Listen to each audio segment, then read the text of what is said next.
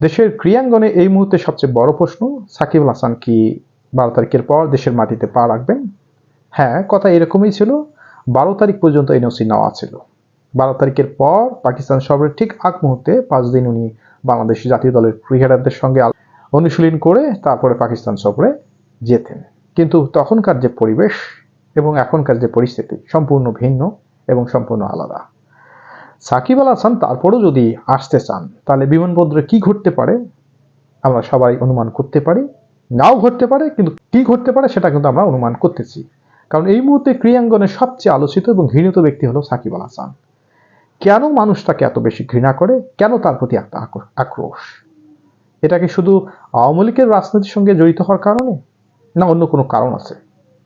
আমি তো মনে করি আওয়ামী লীগের রাজনীতির সঙ্গে জড়িত হওয়ার চেয়েও অনেক যে বড় কারণগুলো কাজ করেছে, তার সমৃদ্ধ ক্রিকেট ক্যারিয়ারের পাশাপাশি ওনার যে নেতিবাচক কর্মকাণ্ড মানুষকে খেপিয়ে তুলেছে এবং সবচেয়ে বেশি মানুষ তার প্রতি ক্ষোভ দেখিয়েছে 2023 ওয়ানডে বিশ্বকাপের আগ মুহূর্তে তামিম ইকবালকে হঠাৎ দল থেকে যে বাদ পড়ার কারণটা তৈরি হলো, সেখানে মানুষ এই সাকিব আল হাসানকেই দায়ী করেছে।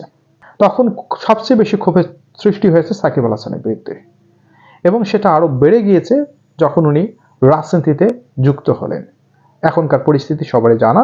যদিও আইনশৃঙ্খলা বাহিনী ইচ্ছা করলেই তাকে প্রোটেকশন দিয়ে দেশে আনতে পাবেন, এটা যদিও ঠিক, তারপরও আমি বলবো এটাই সাকিব আল হাসানের জন্য সেরা সুযোগ বাংলাদেশের মানুষের মনের মণিকোঠা আবারও স্থান করে নেওয়া, স্পষ্টভাবে একটা ভিডিও বার্তা দেওয়া, তার ক্রিকেট ক্যারিয়ারে সমর্থন দেওয়ার জন্য মানুষকে যেমন ধন্যবাদ দেওয়া উচিত এবং এর পাশাপাশি তার যে কর্মগুলো, বিশেষ করে নেতিবাচক কর্মগুলো মানুষের মনে কষ্ট দিয়েছে, সে বিষয়ে জনগণের কাছে সোজাসুজি এবং স্পষ্টভাবে ক্ষমা চেয়ে নেওয়া এবং দেশের জনগণের কাছে অনুমতি নেওয়া যে উনি দেশে আসবেন কিনা।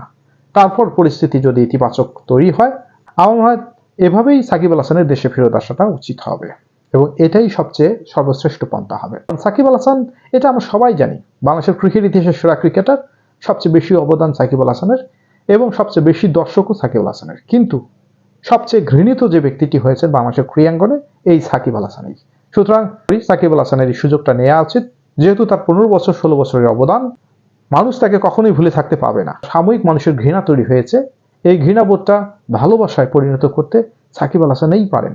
কারণ সাকিব আল হাসানের কার্যকলাপ দিয়েই যেমন সাকিব আল হাসান ভালোবাসা পেয়েছেন, আবার মানুষের ঘৃণাও জুটিয়েছেন।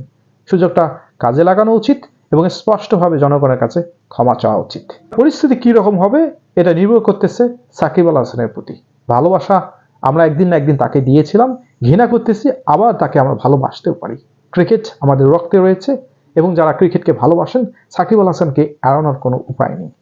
ভালো নাও লাগতে পারে, কিন্তু ঘৃণাটা সবসময় যে থাকবে তেমনটা না। সাকিব আল হাসানকে আহ্বান জানাচ্ছি যে দেশের জনগণের কাছে অনুমতি নেন এবং ক্ষমা চান।